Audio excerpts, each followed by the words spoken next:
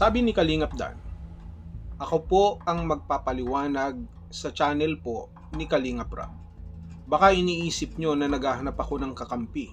Bilang staff po ni Kalingap Rob po, ako po ay sumusunod din. Salamat po. Yun ang pagkakasabi ni Kalingap Dan sa kanyang isa sa mga kanyang mensahe na inaabangan nating lahat kung ano yung kanyang ipapahayag sa channel ni Kalingap Rob sapagkat dito na magkakaalaman.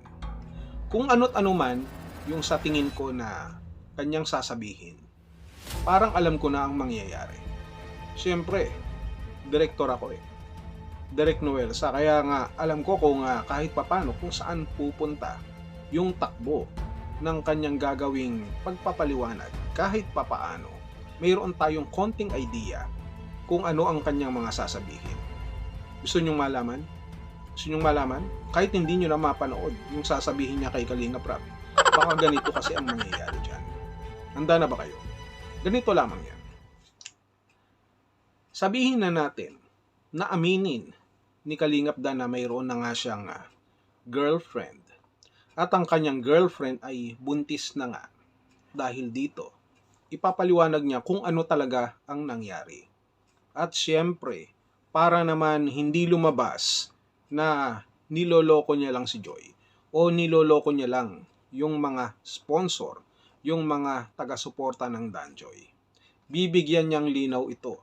At ang sasabihin niya, sa tingin ko ay baka aminin niya na mayroon siyang girlfriend nga at magkakaroon na talaga sila ng anak. Si Kalingap Dan, alam ang patakaran. Dahil alam niya na nanggaling mismo sa kanyang pinsan na si Kalingap Rob, na kapag nalaman niya na mayroong jowa, no, yung nasa love team, ay ihihinto niya ang love team na ito. Subalit, ang pwedeng maidepensa dito ni Kalingap Dan ay pwedeng niyang sabihin na itinago niya lamang itong kanyang personal, no, pribadong buhay na relasyon sa ibang babae, hindi para manloko, hindi para lokohin si Joy, kung hindi para magpatuloy yung Danjoy at magpatuloy yung pagtulong mismo kay Joy. Ibig sabihin, sinakripisyo niya yung sarili niyang pribadong buhay na kung ano yung mangyayari, no? Na kahit very risky ang mangyayari, na alam niya sooner or later ay mababa siya, pero ipinagpatuloy niya pa rin yung kanyang pangako na pagtulong kay Joy, na hindi niya iiwan si Joy dun sa kanilang tambalan. Ang tanong nga lamang dito ay kung alam mismo din ni Joy ang nangyayari. Alam ba talaga ni Joy na sa pribadong buhay ng kanyang partner na si Kalingap Dan ay mayroon itong totoong girlfriend? Hindi natin alam. Pero the reason na nakikita ko dito na pwede nilang idahilan ay dahil mismo sa salitang pagtulong. Dahil tinutulungan pa rin nila si Joy. Dahil gusto nilang tulungan si Joy magpatuloy at hindi niya gustong maiwan na lang sa ere itong si Joy.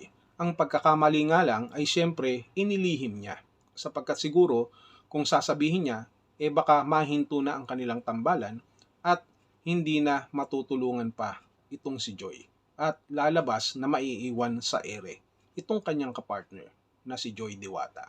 So ganun ang nakikita kong sitwasyon dito. At kung sakasakali, sabihin na natin na may alam si Joy sa personal na buhay ni Kalingap Dan, ang mangyayari naman dito ay kukunin nila yung side ni Joy para magsalita na sasabihin na alam ko po ang lahat na nangyayari, alam ko po ang personal na buhay ni Dan at wag po natin siyang i-bash sapagkat ginawa niya lamang at nagpatuloy na kahit mayroong girlfriend si Kalingap Dan ay pinagpatuloy pa rin namin ang Danjoy, hindi lamang para sa aking sarili.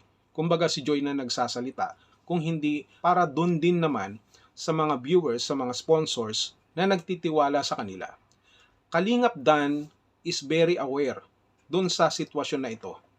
Aware siya na hindi po pwede na makipag-love team ang isang Kalingap Angel o ang isang leading man, knowing na ito po ay hindi magandang tignan at makakaapekto talaga dun sa love team ng Kalingap. Lalo na dun mismo sa beneficiary. Kaya nga ang katanungan lang dito, bakit ipinagpatuloy? Bakit itinago?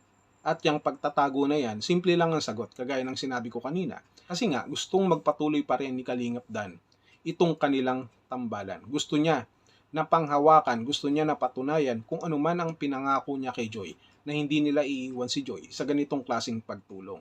Subalit nalalaman natin na hindi lahat ng ganyang klaseng rason ay magiging positibo. There's always been behind. Kumbaga, there's always another side of the coin. Kaya naman nagagalit ang mga sponsor, kaya naman nadidisappoint sapagkat ang feeling nga nila, they were being betrayed. Yung kanilang mga tiwala. At iniisip nila na naaapi dito si Joy, naapektado dito si Joy.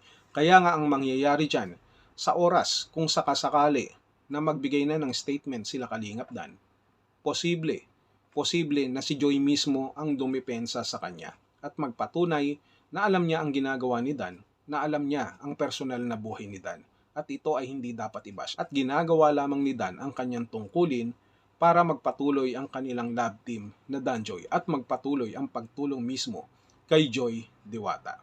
Yun ang sa tingin ko na maaari nilang magpaliwanag. Aware din siya na kung sakaling darating ang pagkakataon na ito at dumating nga ang pagkakataon na ito, hindi lahat maintindihan, hindi lahat makakaunawa, at hindi lahat magiging katanggap-tanggap ang kanyang ginawa.